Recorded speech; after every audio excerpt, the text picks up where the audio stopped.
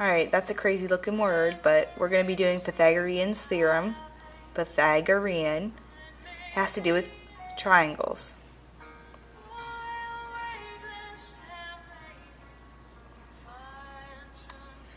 Alright, so here's the notes on Pythagorean's theorem.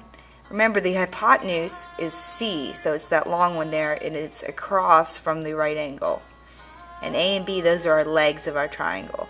And the important thing is a squared plus b squared equals c squared. And here's the steps for finding the hypotenuse or missing leg. Here's some examples. I'm going to show you one in a moment. Alright, to identify a right triangle, you have to do these steps. Remember, if both sides of the equation are equal, then you have a right triangle. Pythagorean triples are special non-zero numbers. Examples, examples, examples. Alright, so here's an example of Pythagorean's theorem. So I'm not sure if you can see this, it's kind of blurry.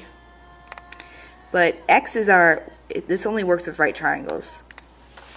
So, x is what we're looking at right here. And we're going to use a squared plus b squared equals c squared. Okay? So a and b can be either of these legs. So we can do 3 squared plus 4 squared equals, and c right now we don't know what it is, so I'm going to put x squared. Okay, we all know 3 squared is 9, and that's 16. And those are going to equal x squared. We add them up, and if you add them up it equals 25. So 25 equals x squared. Now, just like before, we have to take the square root to undo the square. Take the square root, take the square root. The square root of 25 is 5.